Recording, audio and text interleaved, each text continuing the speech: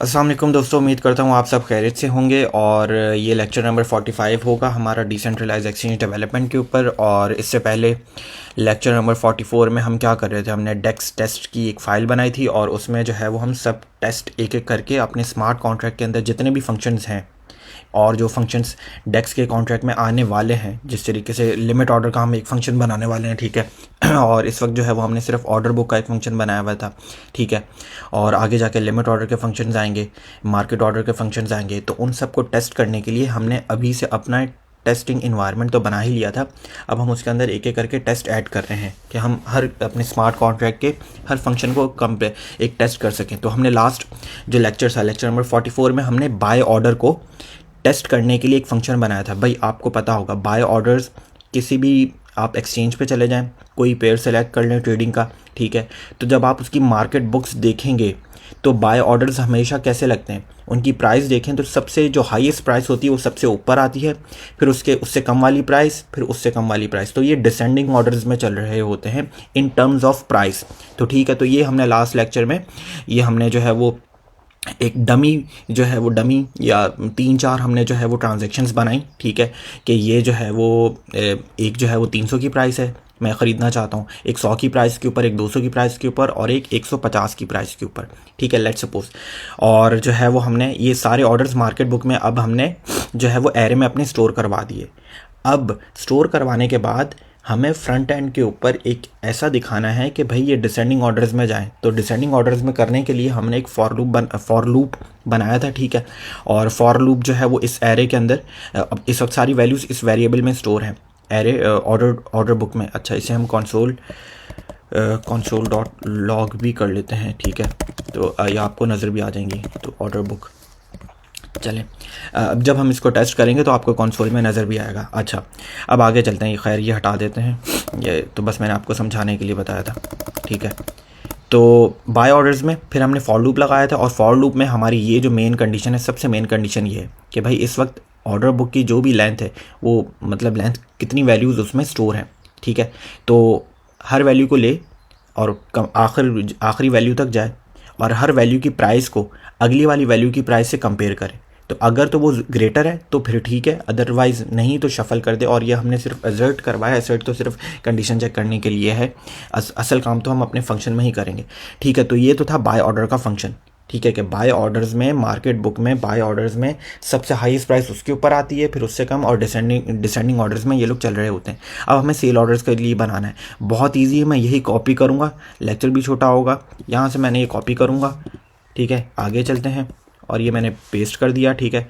Okay okay, ठीक है। तो यहाँ पे अभी हम लिख भी देते हैं इसको, the sell orders should be place from lower, क्योंकि अब आपको पता है कि सेल ऑर्डर्स में आपने मार्केट बुक्स में देखा होगा कि सबसे कम वाला प्राइस सबसे आगे लगा हुआ होता है सेल ऑर्डर्स में, ठीक है। ये आपको मार्केट बुक्स में आपको काफ़ी बार दिखा चुका हूँ। और जो है ना, आप लोग भी ट्रेडिंग करते होंगे क्रिप्टो में, तो आप लोगों को मार्केट बुक्स में पता ही होगा कि सेल ऑर्डर्स में हमेशा जो सबसे सस्ते वाला होता है ना, वो सबसे पहले एग्जीक्यूट होगा वो ऑर्डर बेसिकली, ठीक है। तो हमने ये करना है। और अब हमने, ठीक है, डिपॉजिट होने चाहिए, आई थिंक डिपॉजिट नहीं, आई थिंक ये इसको कमेंट आउट भी कर दें तो चलेगा ये, ठीक है। प्राइस हम यही रखते हैं। और अब हमने इसमें क्या चीज़ चेंज करनी है, एक तो सबसे पहले हमें यहाँ पे अब ऑर्डर बुक लाने हैं 1 के। और ये जो है ना, इस वक्त जो 4 आर्ग्यूमेंट्स है, ये जब हम क्रिएट लिमिट ऑर्डर का फंक्शन बनाएंगे तो ये मैं आपको बता दूंगा कि 4 आर्ग्यूमेंट्स में आप लोगों को 2 आर्ग्यूमेंट्स तो समझ में आ रहे हैं कि एक तो लिंक टोकन है और एक है प्राइस। तो ये जो 2 आर्ग्यूमेंट्स हैं 1 और ये वाला 1, ये क्या चीज़ है, ये मैं जब आपको क्रिएट लिमिट ऑर्डर का फंक्शन बनाऊंगा तब आपको समझा दूंगा, ठीक है। तो अच्छा, आगे चलते हैं। ये लेट सपोज हमने 4 जो है वो डमी ऑर्डर्स जो हैं वो बनाए हैं, ठीक है। और ये अब डमी ऑर्डर्स हमारी ऑर्डर बुक की एरे में जाके स्टोर हो गए हैं, ठीक है। मैंने यहाँ पे पहले 0 था ऊपर वाले फंक्शन में और यहाँ पे 1 रख दिया, 1 for the sell orders and 0 is for the buy orders, ID है बेसिकली, ठीक है। अच्छा, अब आगे चलते हैं। अब फॉर लूप में हमें क्या चेंज करना पड़ेगा, हमें सिर्फ यहाँ से ये ग्रेटर देन की कंडीशन हटा के लेस देन की कंडीशन करनी पड़ेगी, ठीक है। बस ये करना होगा हमें। मैं आपको समझा भी देता हूँ कि भाई लेट सपोज अगर मेरे पास ये जो 300 वाला जो ऑर्डर है ना, ये 300 सबसे पहला वाली प्राइस क्या है 300, उसके बाद वाली की क्या प्राइस है 100, और उससे बाद वाली है 200, और उसके बाद है 150, ठीक है। इसको बंद करते हैं और 150, ओके। एरे को बंद करते हैं और अब जो है वो हम दोबारा खोल लेते हैं। तो शफल कैसे करेगा आपको फॉर लूप, जितनी अभी इस वक्त एरे में कितनी वैल्यूज स्टोर हैं और एरे की इंडेक्सिंग 0 से स्टार्ट होती है। 0 ये वैल्यू 100 वाली वैल्यू 1 पर है, 200 वैल्यू 2 पर है। तो 0 1 0 1 2 3 4 वैल्यू स्टोर है और इंडेक्सिंग 0 से स्टार्ट होती है, ठीक है। तो 0 1 2 3। अब आपका फॉर लूप ये करेगा कि पहली वाली आई की वैल्यू जब 0 होगी, 0 वाली वैल्यू को उठाएगा, 0 वाली वैल्यू को उठाएगा i+1 मतलब कि, और 0 वाली वैल्यू को उठाएगा और 1 वाली वैल्यू को उठाएगा। 0 + 1 1।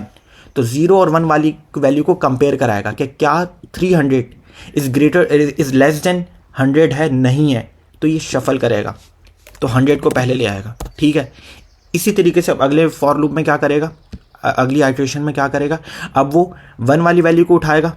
0 तो था, 0 से तो स्टार्ट करेगा ना, 0 एक तो लूप हो, एक दफ़ा लूप चल गया। अब अगली वाली वैल्यू में वो 1 से उठाएगा, 1 को लेगा और i+1 मतलब कि 1 + 1 2, 1 और 2 की वैल्यू को लेगा और कंपेयर कराएगा। तो 100 और 200 को कंपेयर कराएगा, तो कौन सा जो है वो छोटा है, 100 तो आ चुका है, तो अब ये उठा के 200 वाले को दिखाएगा, बल्कि नहीं, यहाँ से जो है वो 150 को भी उठाएगा, ठीक है।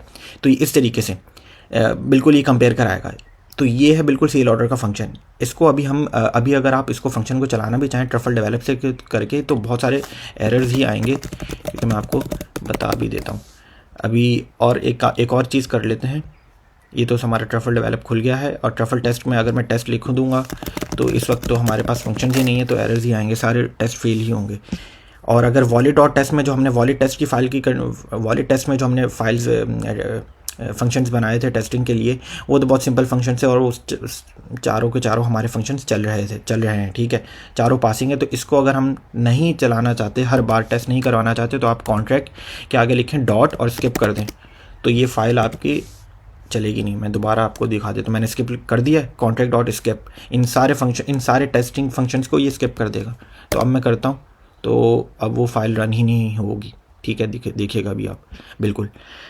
तो ये चीज़ है। और बाकी ये जो डेक्स के कॉन्ट्रैक्ट्स हैं, डेक्स के जो फंक्शंस हैं, इन सबको हमें तो अब जाके डेक्स के कॉन्ट्रैक्ट में फंक्शंस बनाने पड़ेंगे।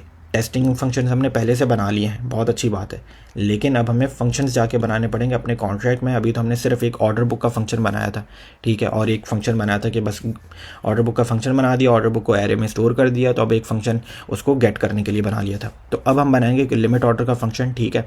तो नेक्स्ट लेक्चर में बनाएंगे वो हम, और ख़्याल रखें अपना नेक्स्ट लेक्चर के लिए। अल्लाह हाफिज़।